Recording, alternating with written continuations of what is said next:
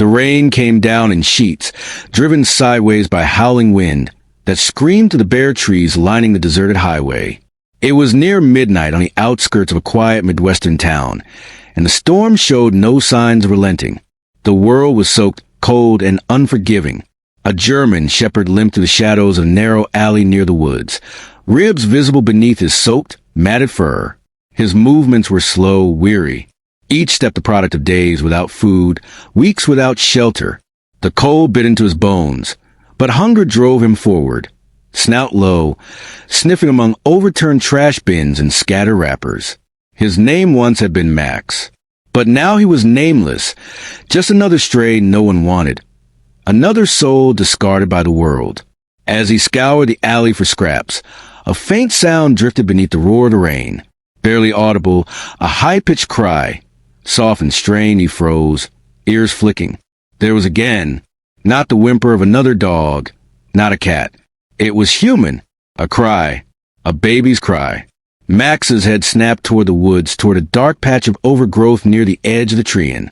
He bolted toward it, paws splashing through shallow puddles, pushing through wet brush until he reached the sound.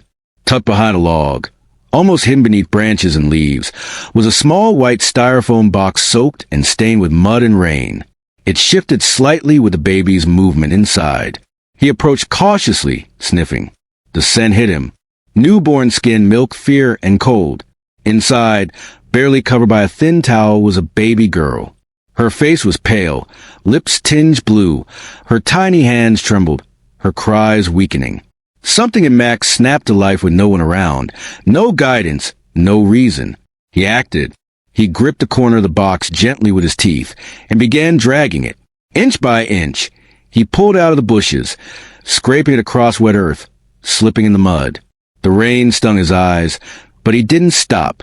He tugged it all the way to the edge of the road, where headlights sometimes appeared in the distance before vanishing again into the storm. Then he stood guard. He barked at every car that passed. He barked with every ounce of strength left in his battered body. Loud, urgent pleading. The lights were slow, sometimes paused, but none stopped. The storm was too fierce. A barking dog in the middle of nowhere was just another danger to avoid. Still he barked. Still he hoped. When his voice gave out, he whined. When no one came, he circled the box, curled his thin, shaking frame around the baby inside, and pressed his soaked body against the side of the foam to shield it from the wind. He lowered his head, ears twitching at every passing sound, eyes wide open, guarding through the night, a nameless dog, a nameless child, and a world that hadn't yet seen what love looked like when it had nothing left to lose. The night dragged on. The storm roared, but Max didn't move, because some protectors are born, not trained. And some hearts, no matter how broken, never stop fighting to keep someone else alive. The storm had passed, leaving behind a soaked gray dawn. Clouds still loomed above, heavy and low, but the worst was over. Puddles shimmered on the road, and leaves clung to every surface like nature itself had shuddered overnight. The world was wet and quiet, holding its breath after a night of chaos. Grace Thompson, a soft-spoken woman in her early 50s, zipped up her raincoat and stepped out her driveway, umbrella in one hand, purse in the other. She had worked the morning shift at the local diner for over 20 years. Same route, same rhythm. But nothing about this morning was ordinary. As she neared the bend just before the main road, she noticed something odd. In the distance, near the edge of the highway, a figure lay motionless, curled beside what looked like a plastic bin. Grace squinted. A dog big, soaked to the bone. At first, she thought it was dead, but then it moved barely. She quickened her pace, heart pounding. As she got closer, her breath caught. The German shepherd was curled tightly around a white styrofoam box, its sides dented and stained with mud. Paper scraps, wet leaves, and tiny footprints littered the area. The dog's ribs pushed visibly against his fur, and his body shivered uncontrollably, but he stayed in place, head resting protectively against the box. Grace's eyes widened. Was it food? A litter of puppies? No. Then she heard it, a sound, soft, muffled, a faint cry. Her stomach dropped. She rushed forward, kneeling beside the dog. He lifted his head weakly, looked into her eyes, and gave a quiet, broken bark, like he was pleading. Grace dropped her umbrella. With trembling hands, she pulled the lid off the box. Inside lay a newborn baby girl, barely moving. Her tiny lips parted in a feeble gasp. Her skin was ice cold, her face pale and her thin blanket soaked through. But she was alive. "Oh my God," Grace whispered, hand flying to her mouth. She fumbled for her phone, dialing 9111 with fingers that could barely press the screen. "This is an emergency. I found a baby and a dog. I think he saved her." Within minutes, sirens echoed through the morning. An ambulance skidded to a stop on the wet pavement, followed closely by a police cruiser. EMTs rushed in, wrapping the infant in heated blankets, checking her vitals, whispering words Grace couldn't hear.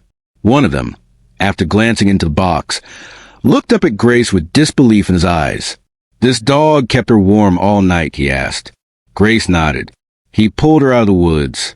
He got her to the road. He stayed.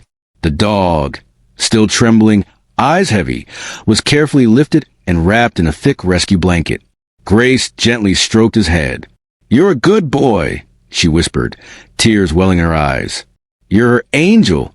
The baby girl was later stabilized and placed in intensive care. Doctors said her survival was a miracle. If she'd been found even an hour later, it might have been too late. They called her Mara, meaning miracle. The dog, once nameless, was dubbed the Guardian. News spread fast. The local paper ran the headline, "Stray dog pulls box baby into street, saves life in storm." By that evening, photos of the soaked dog and the baby wrapped in the medic's arms flooded social media. Twitter lit up.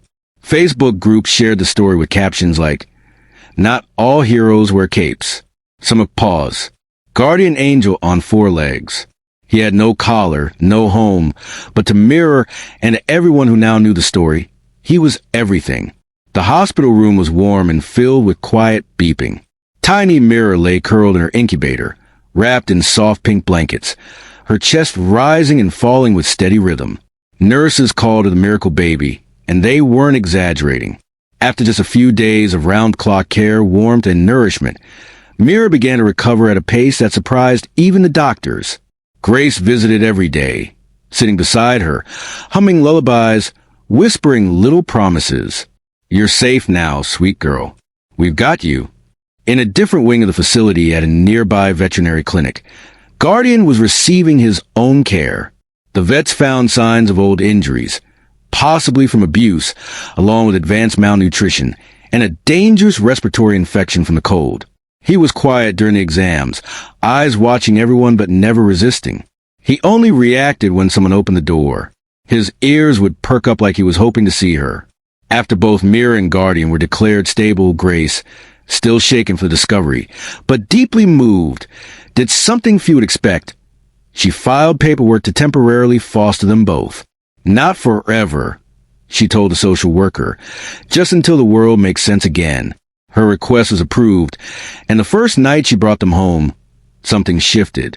Mira, bundled in her tiny crib near the living room window, stirred and fussed. Guardian patted over slowly, his frame still thin but steadier now. He sat beside the crib and gently rested his head on the edge. Mira calmed instantly. It became their ritual. Wherever Mira went, Guardian followed. During the day, he lay beside her crib or curled beneath her stroller.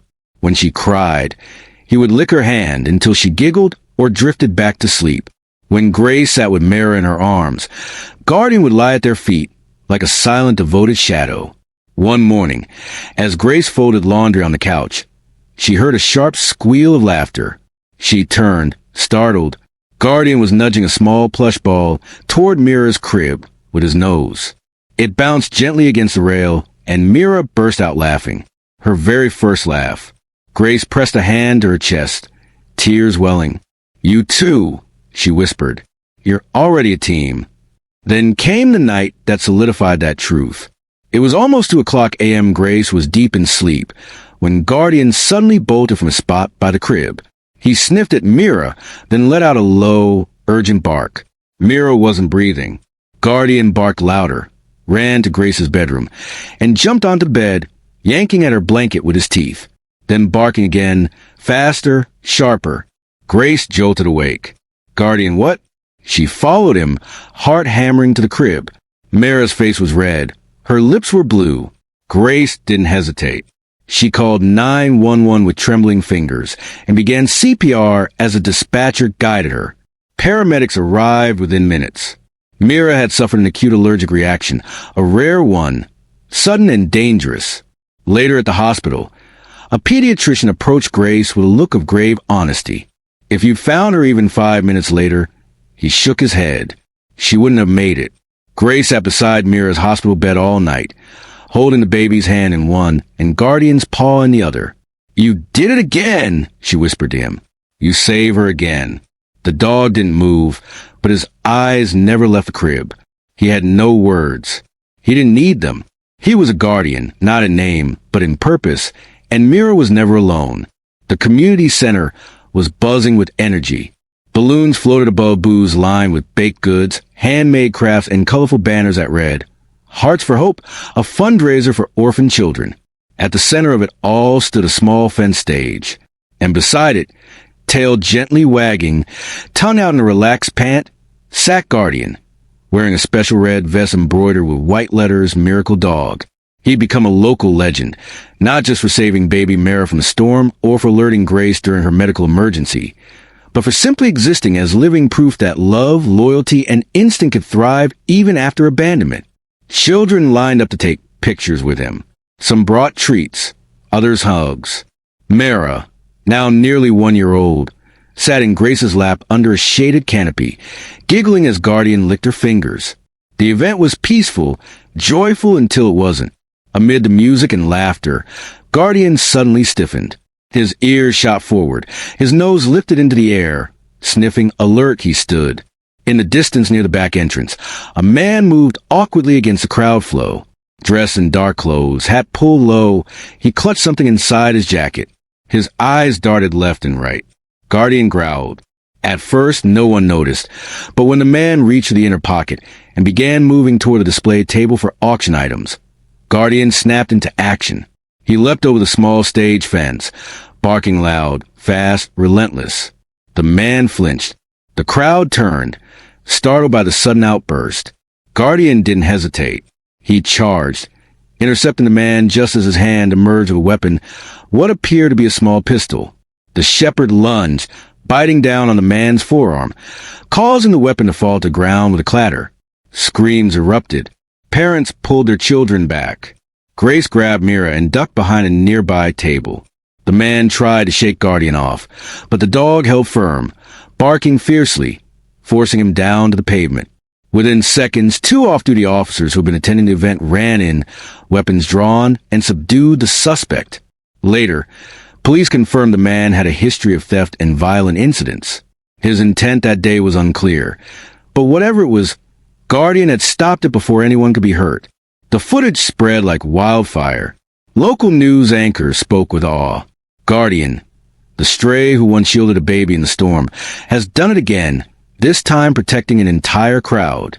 The headline on the evening news read, We a hero, the dog who saved 2 lives. Guardian was once again hailed as a protector, a miracle, a symbol of everything pure and instinctively good. He didn't bask in the spotlight, didn't know the world was watching. After the chaos, all he wanted was to return to Mira's side, lie at her feet and rest. Because for Guardian, being a hero wasn't about headlines. It was about watching, protecting, and never letting anyone he loved face danger alone. The years passed gently, as if the storm that once brought them together had long since blown away, leaving only light behind. Grace, once a woman who walked to work in quiet solitude, now walked through life with 2 companions who had changed everything. She had officially adopted Mira the year she turned 2, signing the papers with tears in her eyes and Guardian sitting loyally at her feet as if he too understood the significance. Guardian, in turn, was no longer just a miracle dog. He was family. To honor the journey that began on that stormy night, Grace launched the Mara and Guardian Project, a non-profit that provided emergency aid and long-term support for abandoned children and stray animals. The mission was simple: give second chances to those the world had forgotten. The organization flourished. Volunteers poured in, shelters partnered, fundraisers sold out,